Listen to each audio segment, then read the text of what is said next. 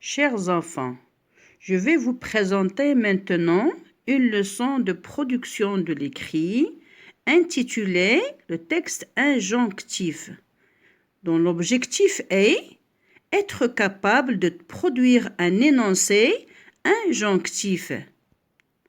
Alors, posons la question suivante.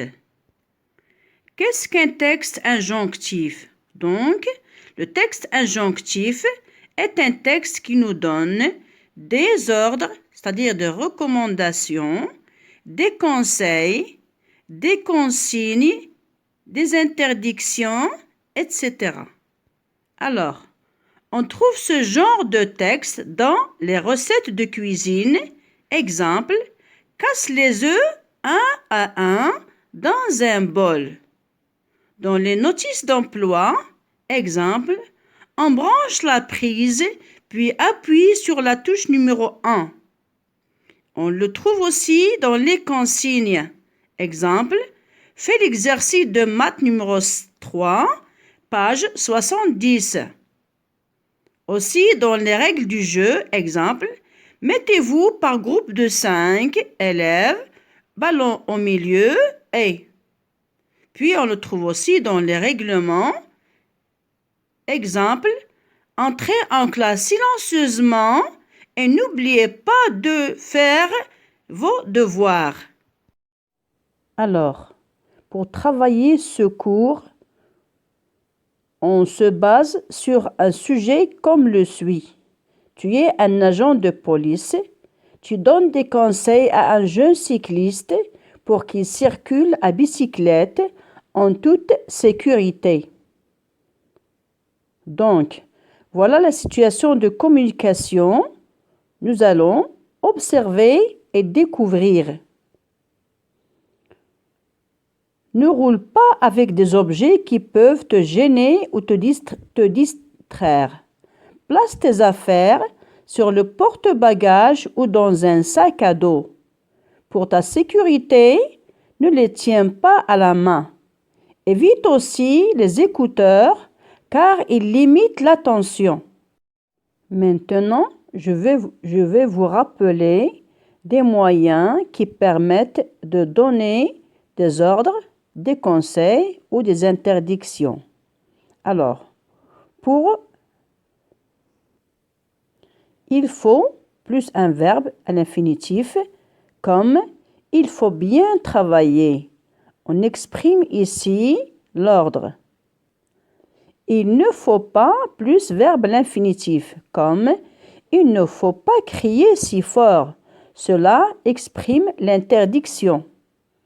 Vous devez plus verbe à l'infinitif, exemple, vous devez être prudent. Cela exprime l'ordre. Vous ne devez pas plus verbe à l'infinitif, exemple, vous ne devez pas tricher. Cela exprime l'interdiction. Je vous conseille, exemple, je vous conseille de boire l'eau en quantité suffisante. Cela exprime le conseil. Et on emploie aussi l'impératif présent comme arrête de fumer. Cela exprime un ordre ou un conseil. Revenons maintenant au texte de départ et essayons de chercher les verbes du texte. Bon, ne roule pas avec des objets qui peuvent te gêner ou te distraire. Donc, roule, c'est le verbe rouler conjugué à l'impératif présent. Ça désigne un conseil. Place tes affaires sur le porte-bagages ou dans un sac à dos. Donc, place, c'est le verbe placer. C'est aussi un conseil. Pour ta sécurité, ne les tiens pas à la main. Tiens, c'est le verbe tenir. Évite aussi les écouteurs car ils limitent l'attention. Ça aussi désigne c'est une recommandation et aussi une interdiction. Bon, les verbes sont roule, place, tient, évite. Il s'agit des verbes rouler, placer, tenir, éviter, conjugués à l'impératif présent. On a ici des recommandations, des ordres, des conseils, des interdictions. Il s'agit de phrases injonctives ou de textes injonctifs. Passons maintenant à l'écrit et cherchons 4 phrases qui expriment un conseil et 4 phrases qui expriment une recommandation. Exemple de phrase qui exprime un conseil.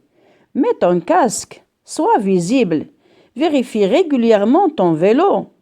Ne traverse pas la route en diagonale. Et pour les phrases qui expriment une recommandation, on a 4 exemples. Arrête, le feu est vert. Regarde devant toi. Fais attention à cet obstacle. Ferme la portière de ta voiture.